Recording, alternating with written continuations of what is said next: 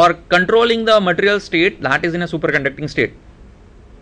And from this particular equation you can make out another formula for Tc also. If you manipulate the equation and if you make Tc as a subject, then you will get another equation also. But this is the Thune's equation. It shows the relation between Hc and T at a particular temperature. What should be the applied magnetic field? And obviously if T is less than Tc, the material will be superconductor, but if H is more than Hc, then it will be normal conductor. So these are the terms involved in that, and this is the curve they have plotted for the Tc and Hc.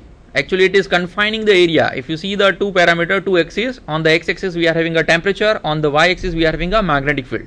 So you don't have to go outside the both the limit. If the curve is joining the two parameter and the curve represents, or we can say that area between 0 to that curve, that region is safe for the material to be in a superconducting state.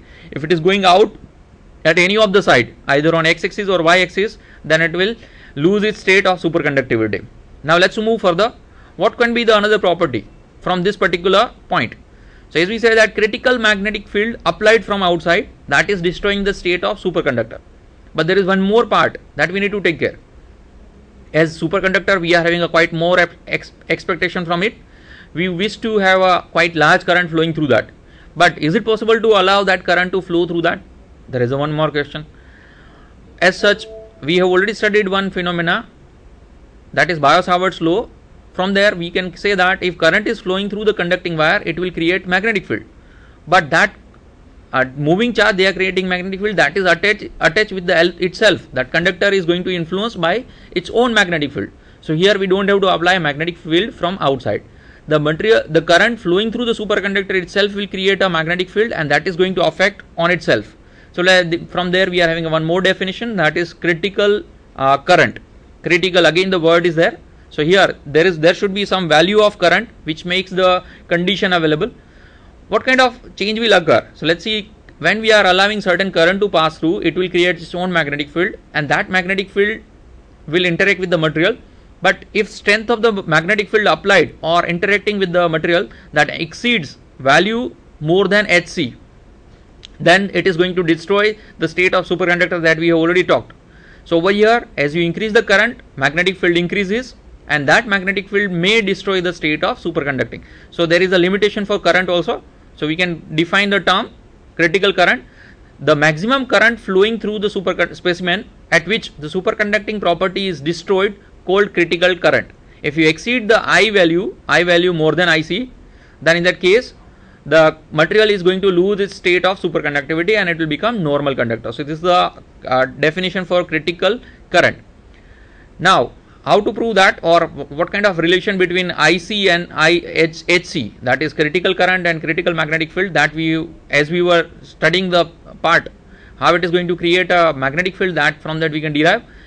So as you have already studied, we can consider a case where we are having a wire with a R radius, and it is allowing the current to flow, that is current flowing through the conductor, that is I. Then in that case the things are going to occur in this manner.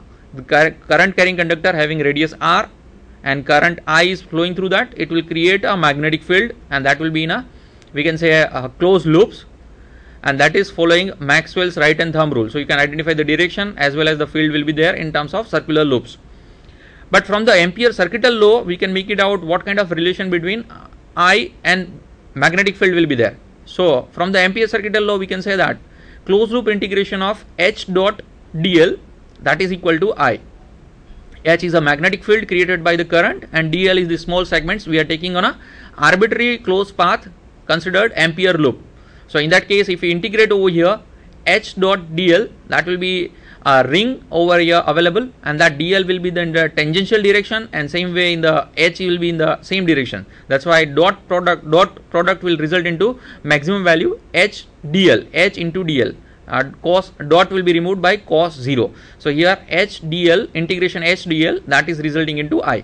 So if we substitute the value of integration, because H is constant, and if you take it outside the integration, then integration, closed loop integration of dl, that is resulting into 2 pi r, because it's a circle.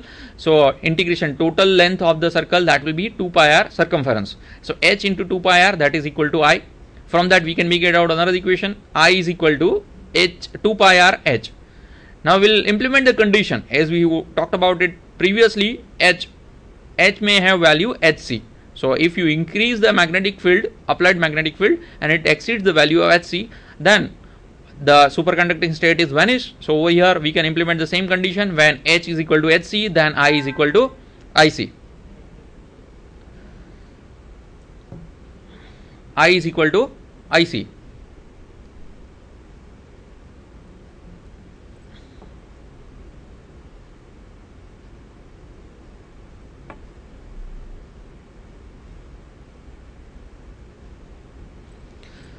So from this equation we can make it out. There is a one particular value for current also. We cannot allow any infinite current to pass through the superconductor, though it is we can say our greedy idea. We wish to pass a large current through the superconductor, because if they don't offer any resistance, why not to allow large current? Because I increases but still R is equal to 0, there is no issue in allowing large current. But we cannot do it. Reason is, if you increase the current, then the magnetic field created by itself, it is going to create a large value Hc, more than Hc, and it will destroy the state of superconducting material. And this is called Silsby effect, Silsby rule.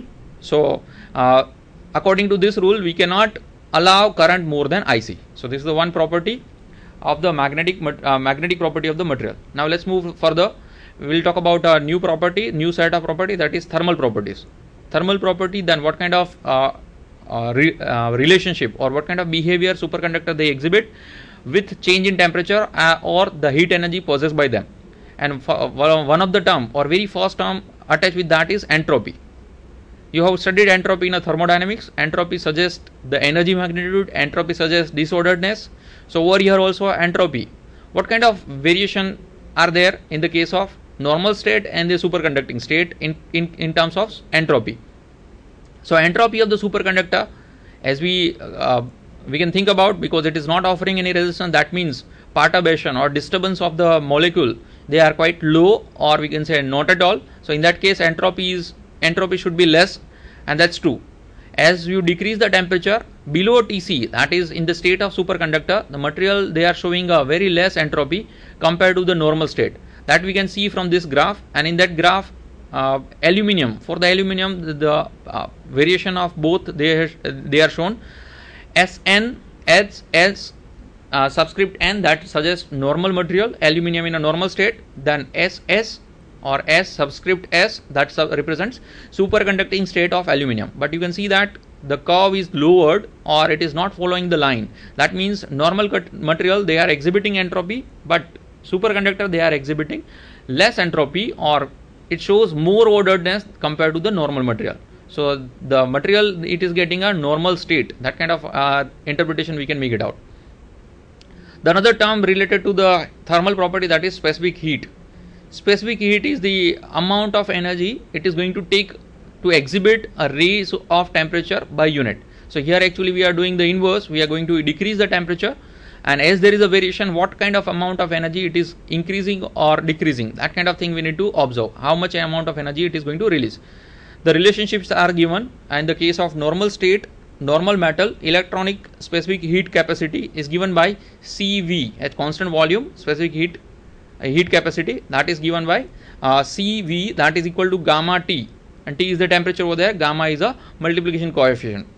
In the superconducting state or superconductor, the electronic specific heat is given by another formula, and that is Cv is proportional to e raised to minus delta T upon T into K.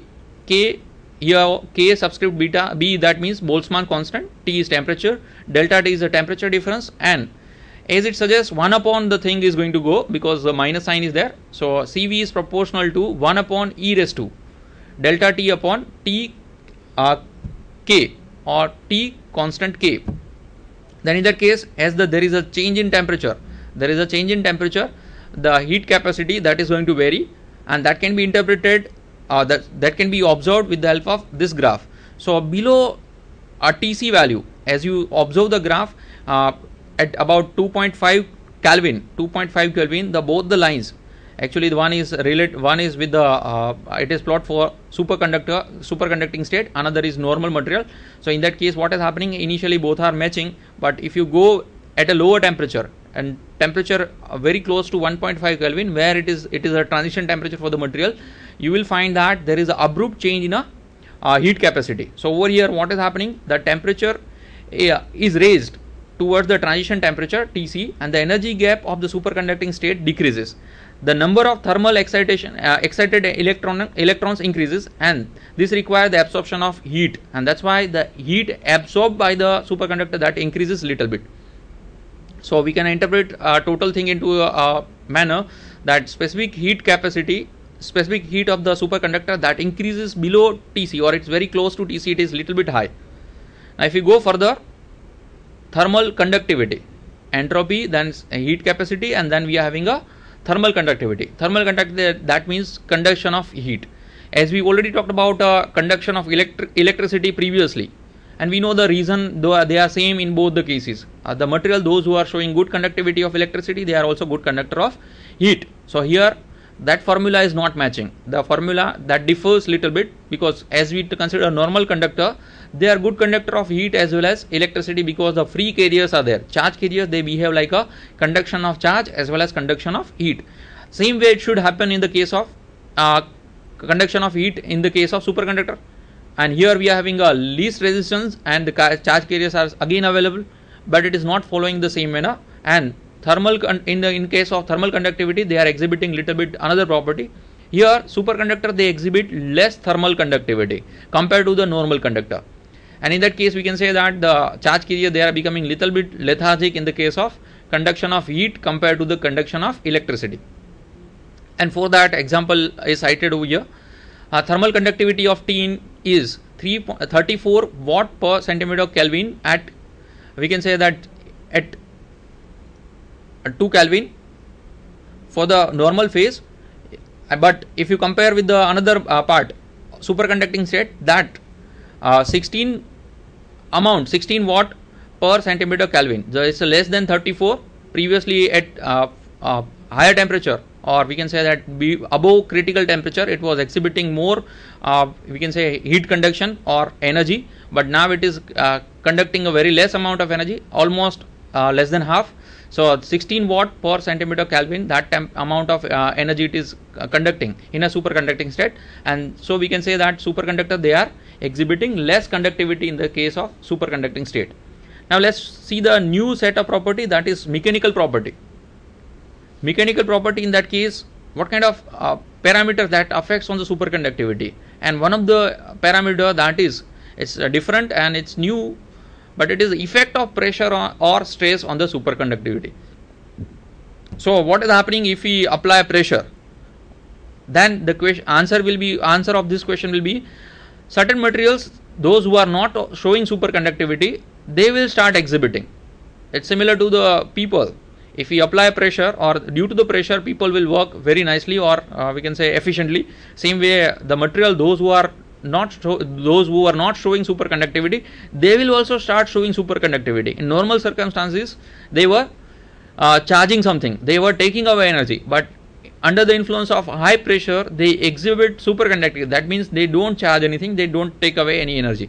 So here the one example is cited, cesium. Cesium will exhibit superconductivity at 1.5 Kelvin by applying the pressure of 110 kilobar. It's not a small pressure, it's a huge pressure we need to apply, but still we are able to get superconductivity into the material, those who are not exhibiting. So here it's a good thing, by applying a large pressure we can get superconductivity.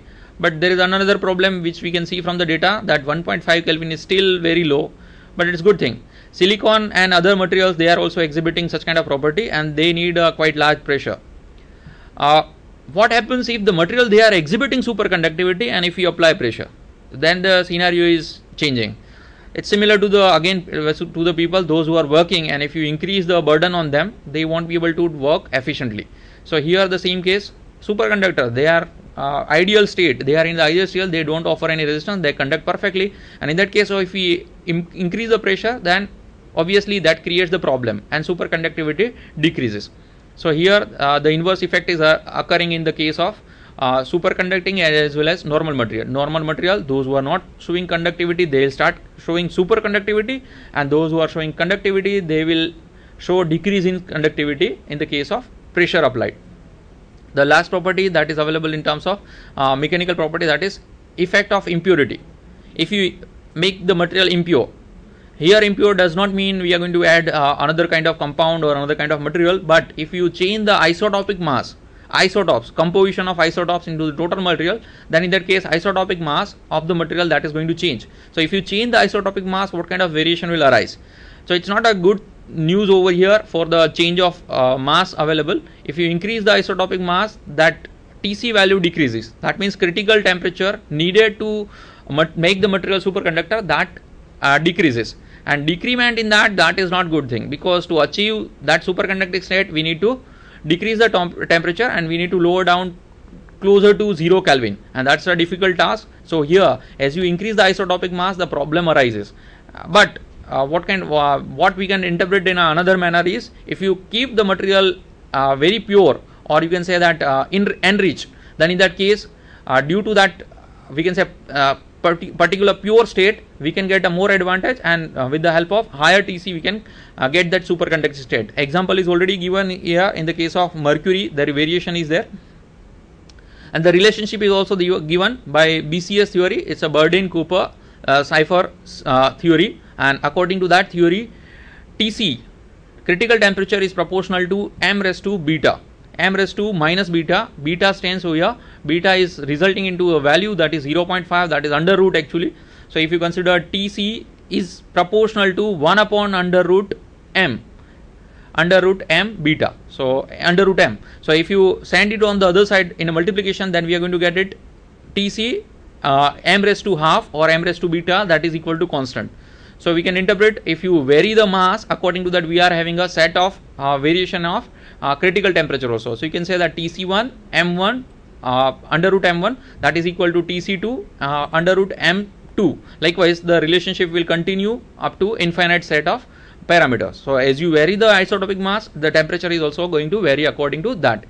So this effect is called isotopic effect. If it is asked in the examination, you need to write down the statement that variation of isotopic mass will bring change in the Tc value, and the relationship will be given in this manner. You need to remember the formula also, or the equation also, because it will help you in calculating numerical based on them. If beta is not provided, you need to consider default as a 0.5, but it's not always considered as 0.5, it may be 0.49 also. So if it is specified in the paper, you need to follow that also. Okay, these are the, now we are going to suppose to